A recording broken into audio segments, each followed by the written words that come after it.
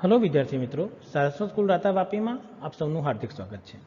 आज आप धोरण 10 गणित विषय प्रकरण नंबर 14 आंकड़ाशास्त्र 5मो भाग जोवा जई रह्या छे। पाछला विडियो में तमे स्वाध्याय 14.1 प्रश्नों के जेमां आपणे मध्यक शोधेलो हतो तेनी चर्चा करी हती। आजना विडियो में हवे आपणे नवुं विधेय एटले के नवुं सूत्र बहुलकनो किस्सो चर्चा करवानी छे। तो आ चर्चा माटे शरू करीए छे आ विडियो ने।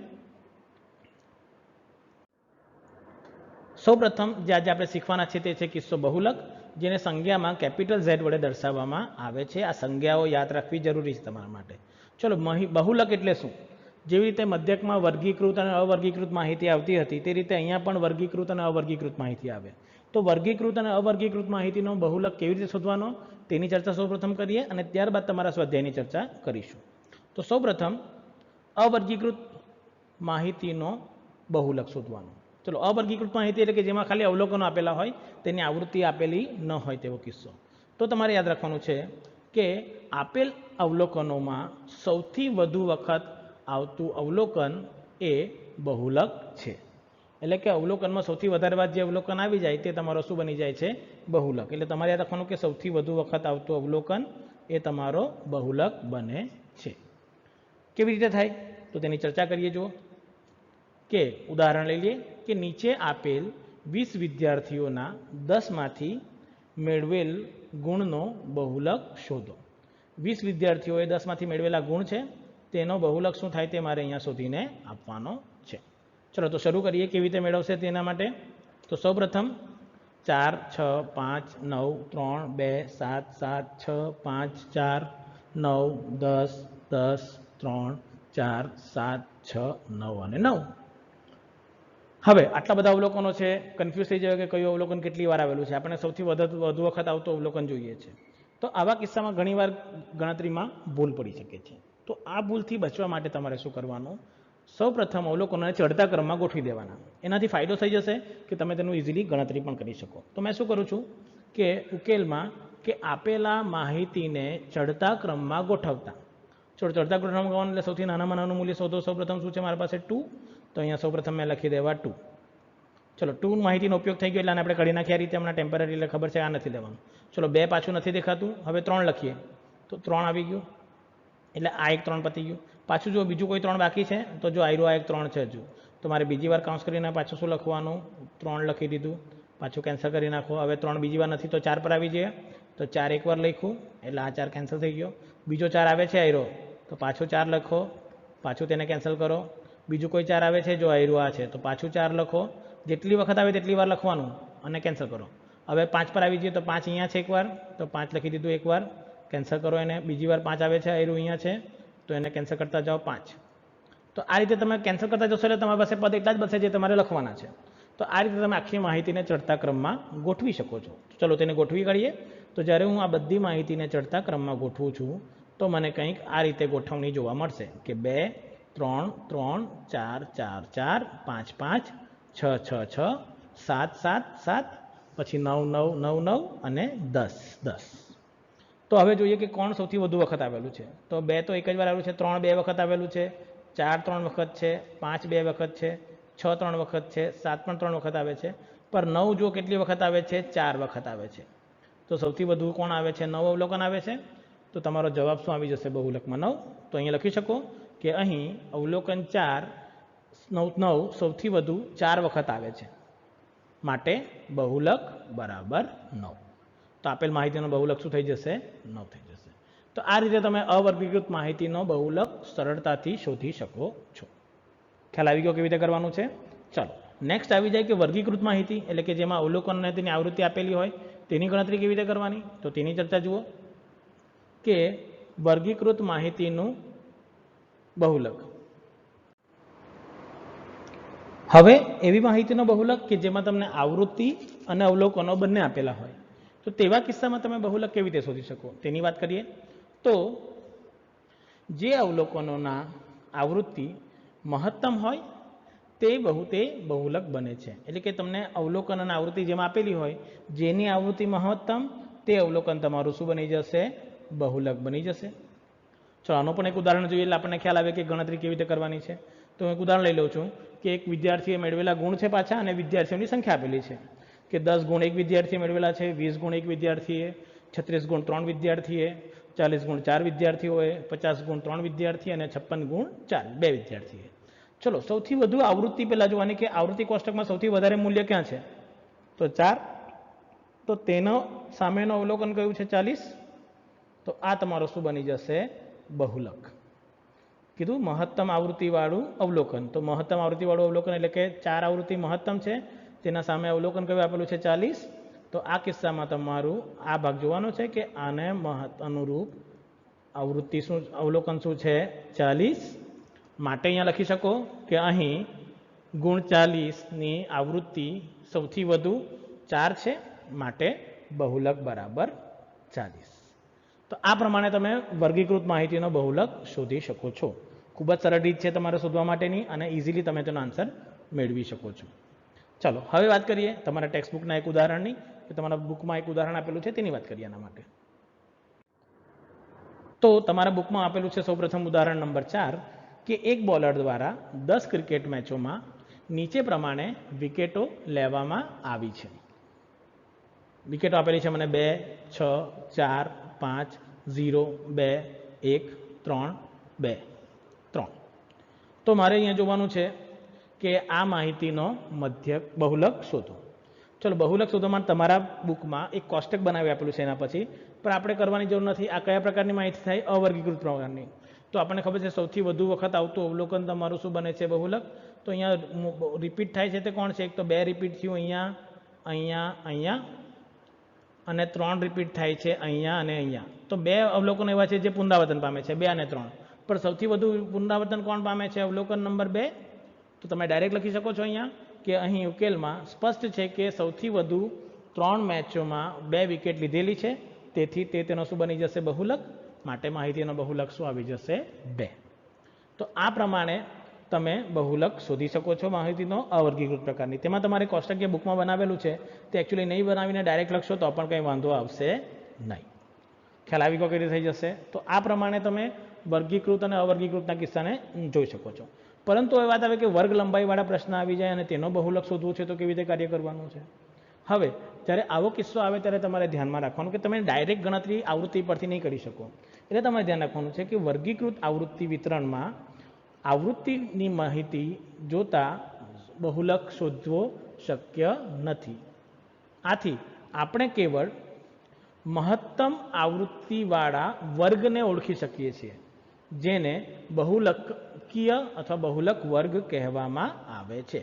એટલે આપણે મહત્તમ આવૃત્તિ નહીં પરંતુ મહત્તમ આવૃત્તિવાળો વર્ગને જોઈ શકીએ છીએ આમાં. તો તેને જેને શું કહેવામાં આવે છે? બહુલક વર્ગ. આનું નામ યાદ રાખજો કે બહુલકવાળા કોષ્ટકમાં મહત્તમ આવૃત્તિવાળા વર્ગને બહુલકીય વર્ગ કહેવામાં આવે છે. તો આપણે ગણતરી કેવી રીતે કરવાની? પણ એક વસ્તુ અહીંયાથી તમને એ પણ વસ્તુ મળશે કે બહુલક એ બહુલકીય વર્ગમાં આવેલું એક મૂલ્ય છે અને તે નીચેના સૂત્ર પ્રમાણે મેળવી શકાય છે. બહુલક એટલે શું? કે તમને ધારો કે બહુલક વર્ગ 3 થી 5 મળે છે, તો તમારા બહુલકનો જવાબ ગણતરી કરીને 3 થી 5ની વચ્ચે જ આવવો જોઈએ. 3 થી ઓછો પણ નહીં આવશે અને 5 થી વધુ પણ નહીં આવશે. તેની ચર્ચા જ્યારે આપણે પ્રશ્નમાં આવશે ત્યારે કરીશું, એટલે તમને ખ્યાલ આવશે કે આન્સર કેવી રીતે આવશે. તો બહુલક વર્ગ એટલે શું તે તમને ખબર પડી ગયું? 3 થી 5ની વચ્ચે હોય તો આન્સર 3 થી 5ની વચ્ચે જ આવવો જોઈએ. ચાલો જુઓ, તો બહુલક શોધવા માટેનું સૂત્ર કયું છે વર્ગ લંબાઈવાળા પ્રશ્નમાં? તો તેનું સૂત્ર આવશે તમારું બહુલક બરાબર સ્મોલ l વત્તા કૌંસમાં f1 માઇનસ f0 ના છેદમાં 2f1 minus f0 minus f2 ગુણાકારમાં h. ચલો આ બધી વસ્તુ આપણને કોષ્ટક પરથી મળશે કેવી રીતે તે જોવાનું છે. અહીંયા તમારે નવું પ્રકારનો કોઈ સ્તંભ આપણે જે રીતે મધ્યકમાં UI FI UI બનાવેલું તેવું કંઈ પણ અહીંયા કરવાની જરૂર નથી. ખાલી આ જ કોષ્ટક પરથી તમારો જવાબ ડાયરેક્ટલી નીકળી આવશે. તો સૌપ્રથમ પહેલાં ઓળખીએ કે બધા ચલો શું છે. પહેલી વાત આવે કે જ્યાં L ને શું કહેવાય છે? બહુલકીય વર્ગની અધસીમા. એટલે કે જો તમને બહુલકીય વર્ગ 3 થી 5 મળેલો છે તો એની અધસીમા એટલે કે 3, ઉધ્વસીમા 5 થાય, એટલે L બરાબર શું થઈ જશે? 3. એટલે કે બહુલકીય વર્ગનું નાનું મૂલ્ય તમારું L બને છે. ચલો પછી નેક્સ્ટ H. તો H આપણને ખબર છે કે વર્ગ અંતરાલ એટલે કે વર્ગની લંબાઈ. પણ આ કિસ્સામાં તમારે યાદ રાખવાનું કે વર્ગ લંબાઈ બધાની શું આપેલી છે? સમાન. અસમાન વર્ગ લંબાઈવાળામાં આ કિસ્સો તમને કામ લાગશે નહીં. એટલે એ પણ તમારે ધ્યાન રાખવાનું છે કે વર્ગ લંબાઈ સમાન. એટલે આપણે આગળનો કિસ્સો જોઈ લો ને કે અહીંયા 5 છે, 5 થી 10 આપેલું છે, પછી 11 થી 15 આપેલું હોય તો આ નહીં ચાલે, કારણ કે અહીંયા 10 છે તો અહીંયા પણ 10 જ હોવો જોઈએ, તો જ તમે આની ગણતરી કરી શકો. તો તેની ગણતરી આપણે શીખીશું કે કેવી રીતે તેને કરવામાં આવે છે. પણ ધ્યાન રાખવાનું છે કે આ કિસ્સો અહીંયા કામ લાગશે. ત્યારબાદ F1 એટલે કે બહુલકીય વર્ગની આવૃત્તિ, એટલે કે મહત્તમ આવૃત્તિ જે તમને મળે છે તે. ત્યારબાદ F0 બહુલકીય વર્ગની આગળના વર્ગની આવૃત્તિ, અને F2 એ બહુલક વર્ગના પાછળના વર્ગની આવૃત્તિ. તો એ આપણે જોવાનું છે કે કેવી રીતે મળશે. આ તમને એમ તો તમને યાદ રહેવા નહીં કરશે, પણ આપણે કોષ્ટક જ્યારે બનાવીશું તો આનો ઉકેલ ખૂબ જ સરળતાથી અને ઇઝીલી તમે મેળવી શકો છો. એટલે તમારે ધ્યાન રાખવાનું છે કે આપણે તેની ગણતરી કઈ રીતે કરવાની છે. ચાલો તો આપણે તેના ઉદાહરણો જોઈએ કે જેથી કરીને આપણે આ સૂત્રનો કેવી રીતે ઉપયોગ કરવાનો છે તે આપણને ખબર પડશે. ચાલો તો શરૂ કરીએ એના માટેનો પ્રશ્ન તમારા ટેક્સ્ટબુકનો એક ઉદાહરણ નંબર 5 થી. ચાલો તો હવે જોઈએ આપણે તમારું ઉદાહરણ નંબર 5 કે વિદ્યાર્થીઓના એક સમૂહે એક વસ્તીમાં 20 પરિવારની સભ્ય સંખ્યા પર સર્વેક્ષણ હાથ ધર્યો છે. તેનાથી પરિવારના સભ્યોની સંખ્યા માટેના નીચેનું આવૃત્તિ કોષ્ટક બન્યું છે.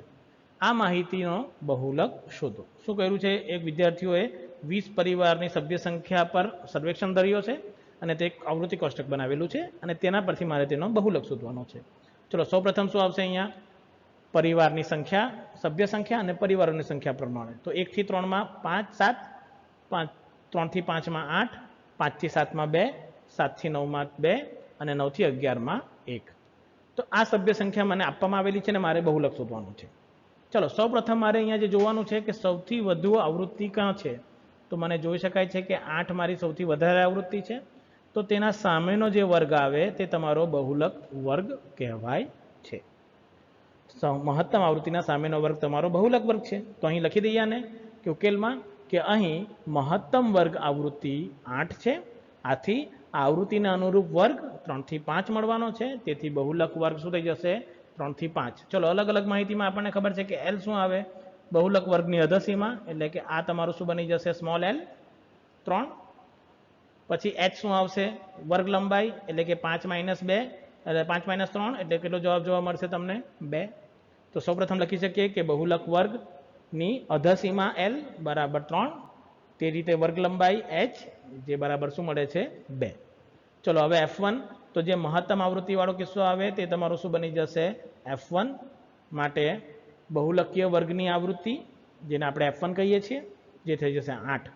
ચલો તેના આગળની કિંમત F0 થઈ જશે, એટલે કે બહુલક વર્ગની આગળના વર્ગની આવૃત્તિ. આગળનો વર્ગ છે 1 થી 3, તો તેની આવૃત્તિને કહેશું F0, જે કેટલું આપેલું છે આપણને? 7.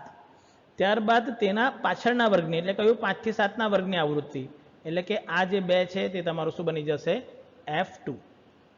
આ જે તમારું બની જશે તે શું બની જશે? F2.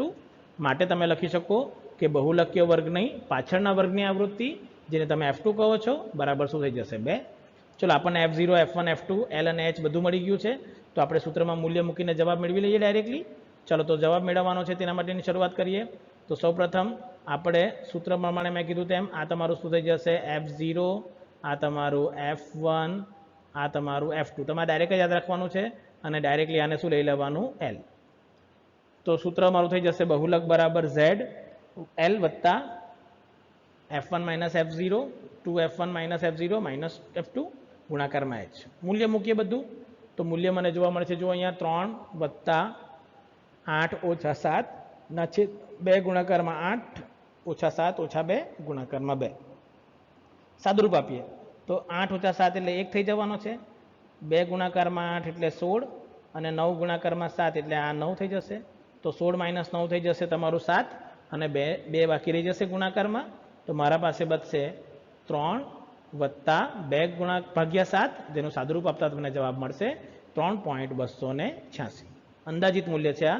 એમ તો 2857 જેવું મળશે, પણ તેને રાઉન્ડ ઓફ કરીને આપણે 3.286 કીધેલું છે. તો આ તમારો શું બની જશે? બહુલક આપેલ માહિતી માટે.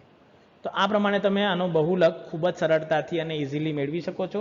તમારે કંઈ વધારે કાર્ય નથી કરવાનું, એટલે ખૂબ જ સરળતાથી તમે આનો જવાબ મેળવી શકો છો. ક્રિયા ખબર પડી જ ગઈ છે કેવી રીતે કરવાનું છે. હવે એક્ઝામમાં બધું નહીં લખવાનું. એક્ઝામમાં તમારે ડાયરેક્ટ લખવાનું કે અહીં F1 બરાબર 8, પછી F2 બરાબર 2, આ વર્ગ આવૃત્તિ છે. આ બધા વિધાન છે ને તે એક્ઝામમાં નહીં લખવાના. ખાલી F1 F2 નું ડાયરેક્ટ મૂલ્ય લખીને સૂત્રમાં મૂકી દેવાનું છે. ખ્યાલ આવી ગયો ને? આ તો ખાલી તમને સમજૂતી માટે લખાવું છું અહીંયા શબ્દો બધા. એક્ઝામમાં આ બધા શબ્દોની કોઈ જરૂર પડશે નહીં. તો આ રીતે તમે આની ગણતરી કરી શકો છો. ચાલો આગળ વધીએ. તમારા સ્વાધ્યાયના ઉદાહરણનો નેક્સ્ટ પ્રશ્ન છે, ઉદાહરણ નંબર 6, તેની ચર્ચા કરીએ. હવે ઉદાહરણ નંબર 6 આપવામાં આવેલું છે તમને કે ગણિતની પરીક્ષામાં 30 વિદ્યાર્થીઓના ગુણનું વિતરણ ઉદાહરણ 1ના કોષ્ટક 14.3 આપેલું છે. આ માહિતીનો બહુલક શોધો, વળી તેના મધ્યક સાથે સરખાવો તથા બહુલક અને મધ્યકનું અર્થઘટન કરો. ચલો મારે અહીંયા મધ્યક સાથે સરખાવવાનું પણ છે, તેનું અર્થઘટન કરવાનું છે અને બહુલક. ચલો પ્રથમ હવે જ્યારે ઉદાહરણ નંબર 1માં સૌ પ્રથમ કોષ્ટક નથી લેવાનો, તેમાં તો FI XI આપેલું હતું. આપણે કયો લેવાનો છે કે જ્યારે આપણે વર્ગ લંબાઈવાળો જે કોષ્ટક બનાવેલો છે તેનો ઉપયોગ કરવાનો છે આપણે. ચલો તો તેનો ઉપયોગ કેવી રીતે કરવાનો છે તે જોઈએ. અહીંયા કે વર્ગ અંતરાલ આપેલો છે તમને 10 થી 25, 25 થી 40, 40 થી 55, 55 થી 70, 70 થી 85 અને 85 થી 100. તે જ અનુરૂપ વિદ્યાર્થીઓની સંખ્યા 2, 3, 7, 6, 6 અને 6. સૌપ્રથમ આપણે શું જોઈએ છે? બહુલકીય વર્ગ. તો મહત્તમ આવૃત્તિ કેટલી દેખાય છે અહીંયા? 7. તો તેની સામેનો વર્ગ કયો થઈ જશે? બહુલકીય વર્ગ. તો આ થઈ જશે તમારું L. પછી આ તમારું શું થઈ જશે? મેં કીધું તેમ F1, તેના આગળનું મૂલ્ય F0 અને તેના પાછળનું મૂલ્ય F2. અને H શું આવશે? તફાવત. તો H તમે જો અહીંયા ગણશો તો H બરાબર શું જોવા મળશે? જુઓ અહીંયા કે H બરાબર મને અહીંયા જોવા મળી જશે 15.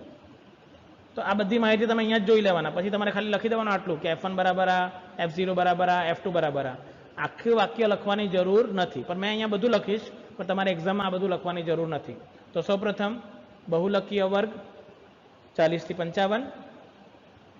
ત્યારબાદ બહુલકીય વર્ગની અધસીમા એટલે કે L 40 થઈ જશે. F1 એટલે કે બહુલકીય વર્ગની આવૃત્તિ તે કેટલું થઈ જશે? 7. પછી બહુલકીય વર્ગની આગળની આવૃત્તિ તો એ શું થઈ જશે? F0 3. તે જ રીતે બહુલકીય વર્ગના પાછળના વર્ગની આવૃત્તિ જે શું થઈ જશે તમારા પાસે? 6. અને H આપણે ગણેલું છે કે કેટલું છે? 15 છે. તો અહીંયા બાજુમાં લખી દેવાનું કે H બરાબર શું આવશે? 15. ચલો હવે આપણે મૂલ્ય મૂકી દઈએ સૂત્રમાં. તો આપણને શું જોવા મળશે અહીંયા કે બહુલકીય HL બરાબર F1 - F0 2F1 - F0 - F2 ગુણાકારમાં H. મૂલ્ય મૂકી દો બધા તો તમને જોવા મળશે 40 વત્તા કૌંસમાં 7 - 3 ના છેદમાં 14 - 6 - 3 ગુણાકારમાં 15. ચલો 7 - 3 કરશો એટલે તમને આનો જવાબ શું જોવા મળશે? 4.